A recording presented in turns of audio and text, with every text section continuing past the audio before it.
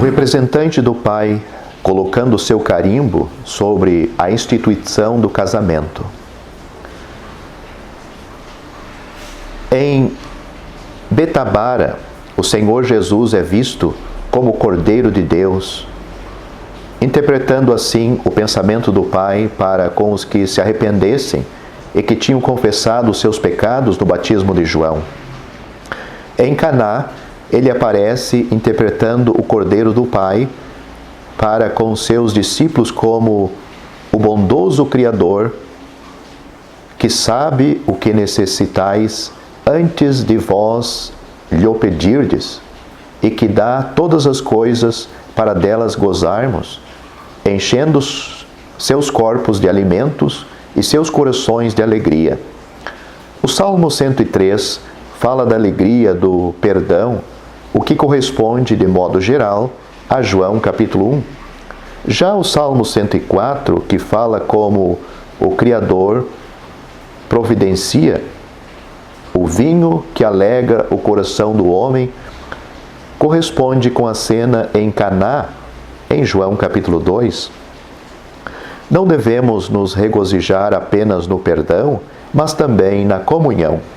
O casamento em Caná é símbolo dos gozos do futuro reino milenar, quando haverá voz de noivo e de noiva e dos que cantam.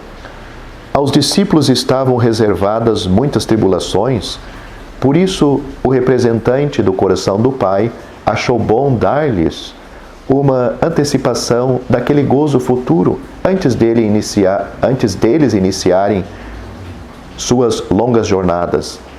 É digno de notar que o primeiro lugar onde o Senhor levou seu pequeno grupo de discípulos, segundo o apóstolo João, foi num casamento, que, mais do que outra coisa, neste mundo mal destaca o que é gozo e alegria.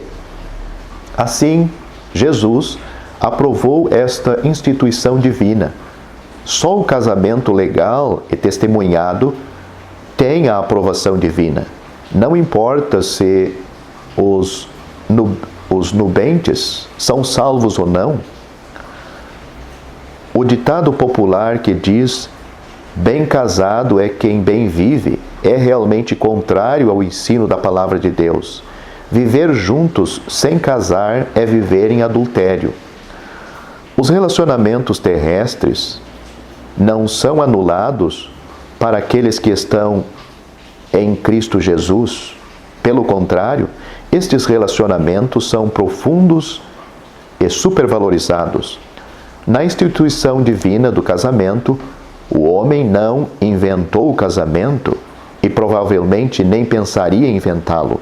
O marido, até o marido descrente, é santificado pela mulher, isto é, colocado à parte só para ela e vice-versa. Com a bênção de Deus, o casamento no Senhor, dentro da vontade do Senhor, o que pode contrariar nossas preferências, tem sido para muitos uma fonte de alegria e bênçãos. O Criador, por meio do casamento, provê um amparo e um conforto mútuo para as suas criaturas.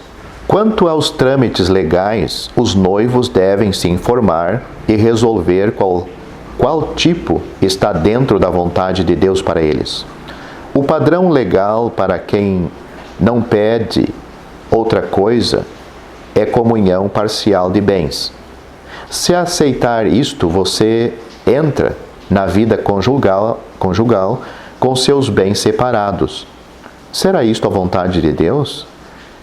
Existe a comunhão universal de bens, onde cada um diz: isto é meu, aquilo é teu, mas isto é nosso. Esse tipo, comunhão universal de bens, se torna um fator de união. Que sobrenome a noiva adotará? O do futuro marido, ou ela continuará com o nome de solteira? E o noivo? Ele pode adotar o sobrenome dela, se quiser, pela lei? Mas será esta a vontade de Deus revelada na sua palavra? Os dias são maus, e neste momento da vida é tão importante começar com todos os indicativos da mais pura união. Mas voltemos para João, capítulo 2, versículo 2. E foi também convidado Jesus e os seus discípulos. Quanta diferença havia entre João Batista, o nazireu do Antigo Testamento, que não podia beber vinho, que não podia sequer chorar por um morto, e o Senhor, o nazireu do Novo Testamento, no tempo da graça, tipo mais achegado ao coração de Deus. Cristo participava das alegrias inocentes, aceitava convites para confraternização nas casas. Ele era o homem amável entre os homens, o vizinho bondoso, alegrando-se com os que se alegram, e quando foi o caso, chorando com os que choram.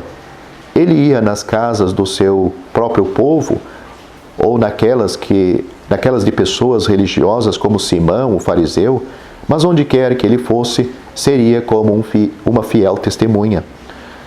Esse procedimento do nosso Senhor leva-nos a entender que a questão não é onde vamos, mas como vamos. Vou numa confraternização meramente em comunhão com o ser humano, como um deles, ou vou como um servo de Cristo em testemunho para Deus? Devemos procurar em tais ocasiões oportunidades para demonstrarmos que somos servos de Cristo.